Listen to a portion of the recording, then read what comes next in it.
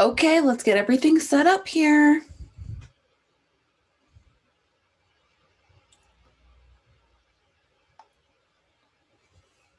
All right, let's start with a quote. You will be amazed at how things fall magically into place once you let go of the illusion of control.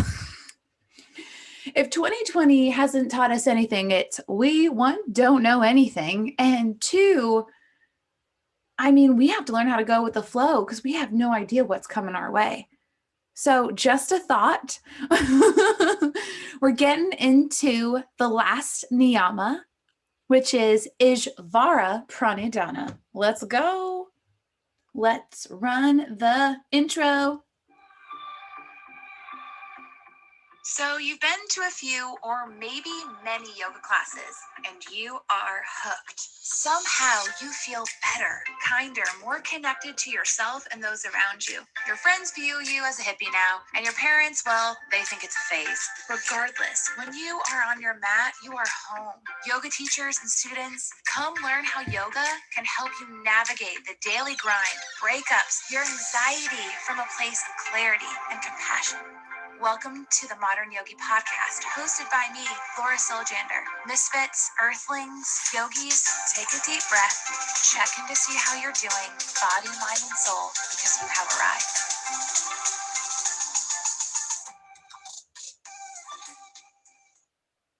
Okay. Welcome back, Modern Yogis. If this is your first time, then welcome. Stoked to have you. We are in the series of Patanjali's 8 limbs of yoga. We're finishing up the second limb today, the niyamas.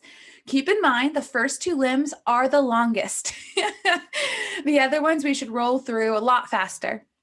So this limb is all about how to take care and nourish yourself. It's a wonderful limb. There are 5 in this limb. They are starting with Saucha, cleanliness of the mind, your body, and your environment. There is Samtosha, contentment. So where your baseline of contentment is and knowing when you're high and low. Very important. And then there's Tapas, where you stoke that inner fire to burn away impurities or that like nasty loop that tells you all kind of nasty things in your head. Also means self-discipline. And Svidhyaya, self-study. Asking yourself why all the time. Why do I feel this way? Why am I doing this? Why am I wearing this? It's an important question to ask is why? Self-study, maybe even reading spiritual texts or sacred texts and understanding it with the heart, not just reading it and memorizing stuff, but actually trying to understand on a level that it could change the way you think and act. Ooh, excuse me. The last one, Ishvara Pranidhana. Ishvara Pranidhana. I know it's a mouthful, but I'm going to break it down for you. Ishvara translates to God, a formless God or a higher power of your own understanding. Now, you've heard me say this before, God needs a rebrand. Because when you think about God, you can think of all kinds of things. If you come from a Christian faith like I did, I think about this kind of God that smites you down, but also like a loving God, a little bit confusing. Or you think about just different kinds of gods or goddesses. Or maybe you're like, I'm an atheist. I don't believe in any of that stuff. So here's my little like caveat on God. It's the God of your understanding. It's the higher power of your understanding. Now, I think that Laura's brain can't comprehend what God actually is in its entirety, but that's my brain. I have an idea. I have ideas. I feel like I've experienced God before, but to really comprehend what God is, I don't think my brain can comprehend. So there are some different ways to think about God. It's just something bigger than the human race. Now, if you're the atheist person, you're like, I don't believe in any of that stuff. That's totally fine. The way I'm going to try to communicate this with you is If you've ever seen a sunset or an ocean or a mountain or some sort of vista that just made you feel really small, it made your problem seem smaller. And like there's this vast, big thing in front of you, it's so much bigger than you. That could be an idea of what prana or God is. Not saying they're the same thing, they're different. Okay. Ishvara, God. Pranidhana. Pranidhana translates to, hang on, deep breath, devotion or surrender. Devotion or surrender. Giving up the results of your actions. Now that's tough. That is so hard. So Patanjali shares that if we can devote all of our actions to Ishvara, Pranid or Ishvara, God, we'll find samadhi. We will find bliss. We will find nirvana, enlightenment, this deep-seated peace that is unshakable no matter what is going on. Patanjali says that Ishvara Pranidhana, surrender it to God and you'll find your peace. I don't know about you, but as a modern yogi, that sounds really hard. I mean, I can pray before my meals, I can meditate on God, I can devote my yoga practices to God and do different things and devote that to God, but to everything? Like, how am I going to devote my smoothie to God? Like, that sounds really hard. And to devote everything, like, it just seems almost unattainable, which is why Patanjali gave us the 8 limbs of yoga. All right, well, if you can't devote everything to God, here are the 8 limbs of yoga. This will also is another way to achieve that internal peace.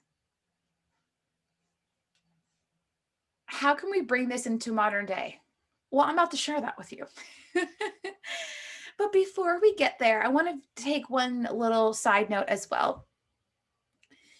In the modern world, we view the word surrender as weak. But in yoga, it is strength. Just like how in the modern world, we view power as awesome and compassion as like, oh, that's cute.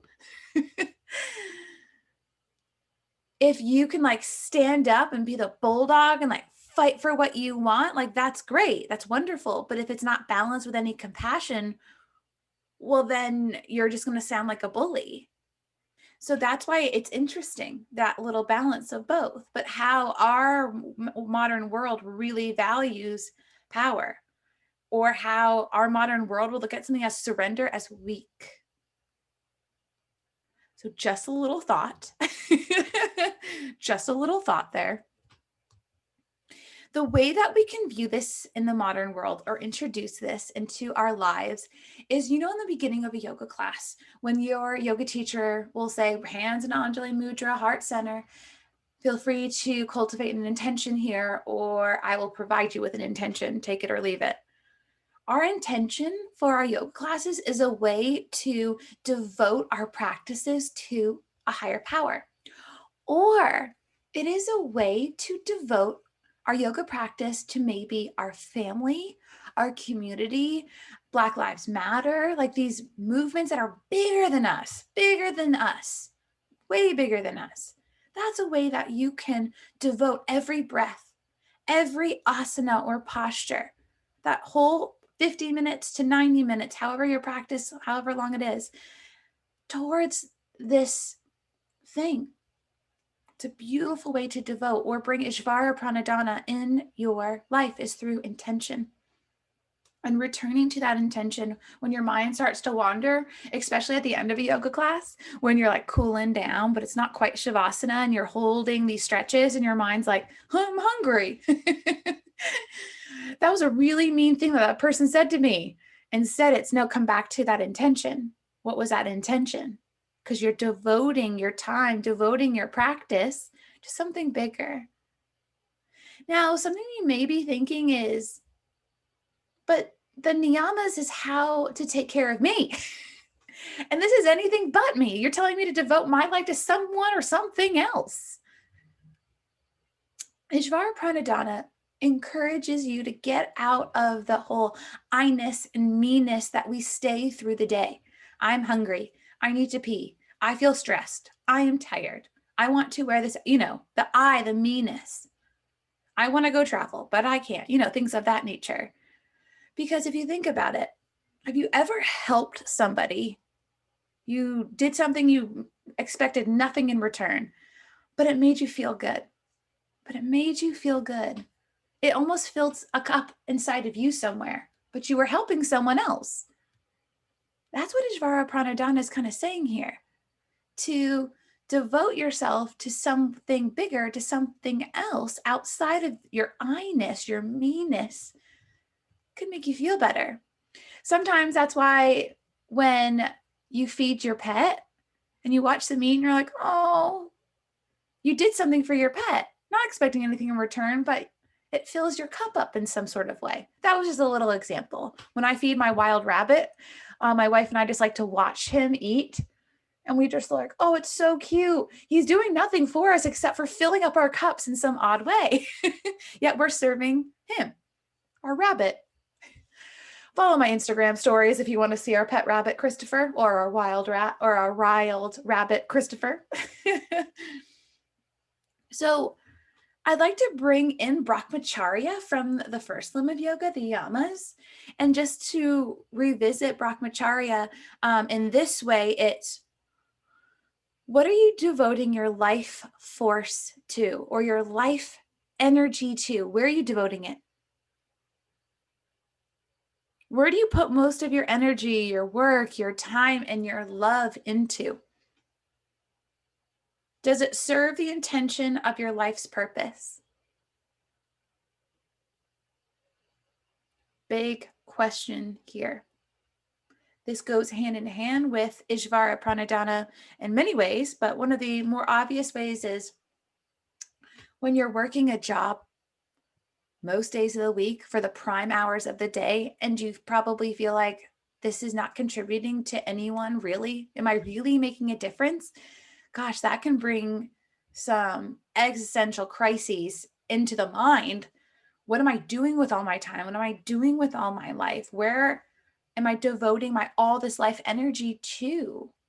Is it just a paycheck? Is that enough? So that's what Brahmacharya asks. One of the aspects of Brahmacharya asks us to look at. But do you see how we're getting a little bit more out of this I-ness, this me-ness, and trying to bless the greater good? Because in turn, it lets us feel like we're actually making a difference in the world. You're devoting your work to something bigger. You set an intention for your yoga class as a way to practice Ishvara Pranidhana. You feel grateful in the moments and just say a quick, thank you, God. Thank you, divine. Thank you, the God of my own understanding, for this vista, for my cereal. These are little ways that you can practice Ishvara Pranidhana in a modern way throughout the day. So I hope that helped. I hope that helped with this last this last aspect of the second limb of Patanjali's Yoga Sutras. Yes, this is awesome. So we're on the roll now. So the next one is asana, and I've actually done already a yoga or an asana episode. It's called Move That Body. So I'm not going to record it again because I just did it a few months ago.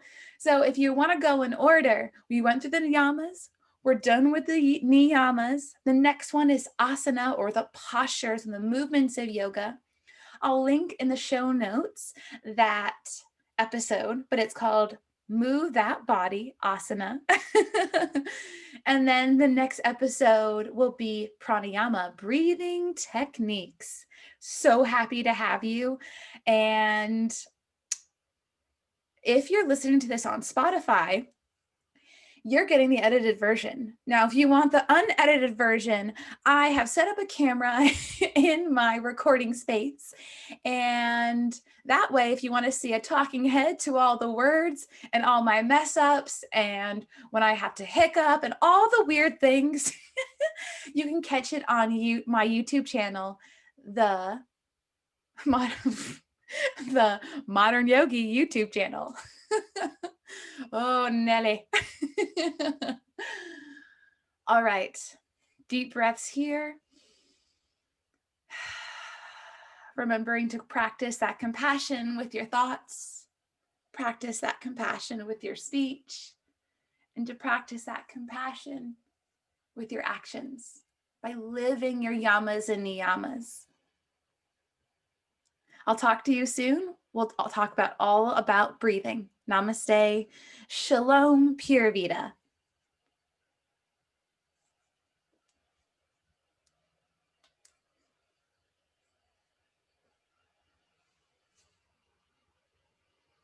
Okay, still here. That means you maybe want a little bit more, or you just haven't gotten to pressing stop yet. If you want a little bit more, follow me on Instagram, practice_compassion. And I am actually in the middle of a chakra series on YouTube. There is a yoga class and meditation for each chakra. And I'm hoping sometime in 2021 to record an episode on each chakra. So that is what's coming your way. And again, if you're interested in full yoga classes, they're free. You can do them in your living room or your bedroom. Hit up the Modern Yogi YouTube channel. It's awesome. All right, tune in for the next limb. Meow.